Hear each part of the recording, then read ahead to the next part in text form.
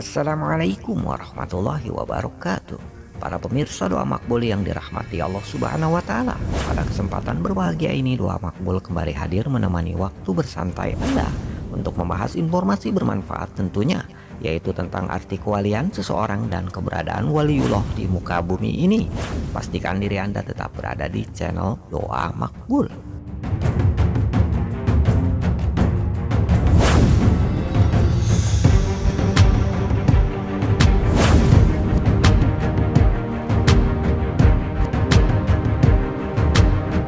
Ketika disebut kata wali, maka yang langsung terbayang dalam benak kita adalah suatu keanehan, kesaktian, dan kedikjayaan. Itulah yang dapat ditangkap dari pemahaman masyarakat terhadap wali ini. Maka bila ada orang yang bertingkah aneh, apalagi kalau sudah dikenal sebagai kiai, mempunyai indera keenam, sehingga mengerti semua yang belum terjadi, segera disebut sebagai wali. Lalu, siapakah wali Allah yang sebenarnya?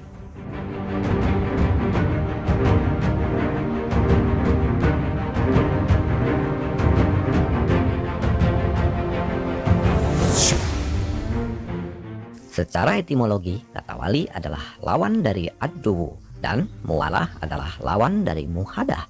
Maka wali Allah adalah orang yang mendekat dan menolong agama Allah, atau orang yang didekati dan ditolong Allah. Definisi ini semakna dengan pengertian wali dalam terminologi Al-Quran, sebagaimana Allah Subhanahu wa Ta'ala berfirman, "Ingatlah, sesungguhnya wali-wali Allah itu tidak ada kekhawatiran terhadap mereka dan tidak pula mereka bersedih hati, yaitu orang-orang beriman dan selalu bertakwa." Quran Surat Yunus ayat 62-63.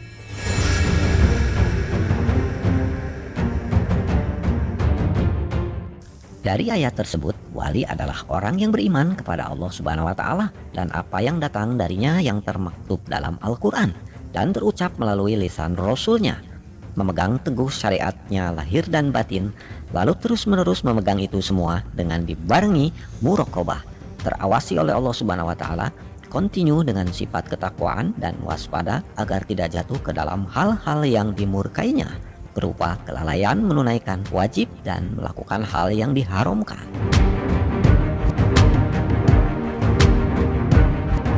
Ibnu Katsir rahimahullah menafsirkan, Allah Ta'ala menginformasikan bahwa para wali Allah adalah orang-orang yang beriman dan bertakwa. Siapa saja yang bertakwa maka dia adalah wali Allah. Tafsir Ibnu Katsir.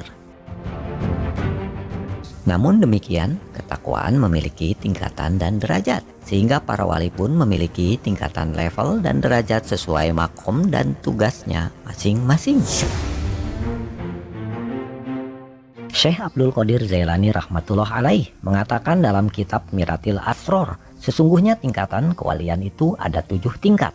Di antaranya tolibun, muridun, salikun, sairun, toirun, dan wasilun. Dan ketujuh dari mereka yaitu wali kutub yang hatinya menempati hati Nabi Muhammad SAW, dan ia wali kutub merupakan pewaris ilmu dari Nabi SAW di antara manusia, dan ia wali kutub yang memiliki latifah ilahiyah yang benar yang telah berlari kepada hati Nabi yang umi SAW.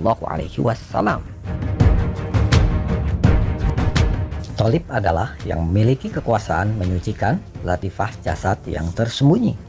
Murid adalah memiliki kekuasaan latifah nafsu. Salik adalah orang yang memiliki kekuasaan menyucikan bagi latifah hati. Syair adalah orang yang memiliki kekuasaan menyucikan bagi latifah rasa. Toir adalah orang yang sampai kepada latifah ruh. Wasil adalah orang yang menjadikan kekuatan latifahnya menyucikan terhadap latifah ilahiyah. Mereka para hukama mengatakan sesungguhnya para wali Allah yaitu wali kutub, wali gaud, wali dua imam, yang keduanya wali imamaim merupakan pelayan wali kutub, wali autat, wali abdal, wali ahyar, wali abrar, wali nukoba, wali nujaba, wali umdah, wali maktumun, dan wali afrod. Ia disebut pula wali mahbubun, ditukil dari Safinakul Qadiriyah. Seorang ulama besar, As-Sayyid Ahmad Al-Badawi rahmatullah alaih mengatakan ada 12 tanda melekat yang menjadi syarat seorang waliullah. Yang pertama, benar-benar mengenal Allah, yakni mengenal benar tauhid dan penuh keyakinan kepada Allah. Yang kedua, menjaga benar-benar perintah Allah. Yang ketiga, berpegang teguh pada sunnah Rasulullah SAW. Yang keempat, selalu berwudu. Bila berhadas, segera berwudu kembali. Yang kelima, rela menerima ketentuan takdir Allah dalam suka maupun duka. Yang keenam, yakin terhadap semua janji Allah Ta'ala. Yang ketujuh, putus harapan dari semua apa yang di tangan makhluk. Yang kedelapan, tabah, sabar, menanggung berbagai derita dan gangguan orang. 9. Rajin mentaati perintah Allah. 10. Kasih sayang terhadap semua makhluk Allah. Yang ke-11, tawadu, merendah diri terhadap yang muda dan yang tua. 12. Menyadari bahwa setan itu musuh yang utama.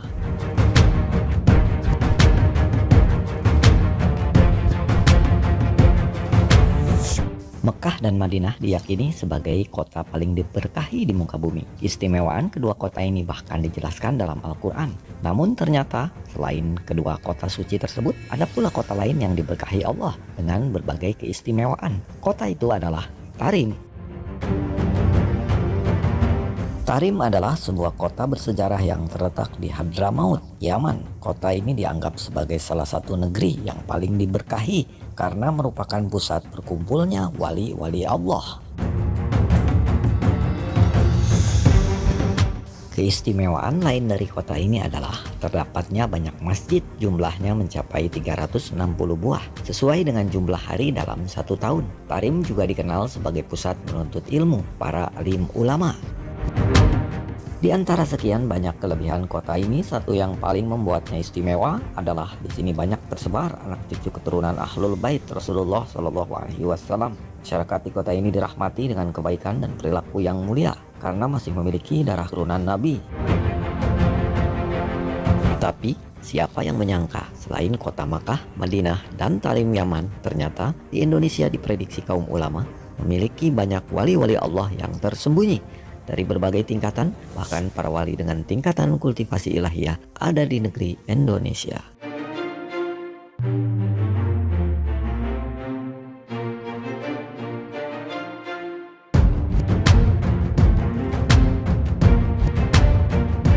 Baik, demikianlah sedikit informasi yang bisa kita sampaikan. Semoga video ini bisa bermanfaat bagi kita semua. Wassalamualaikum warahmatullahi wabarakatuh.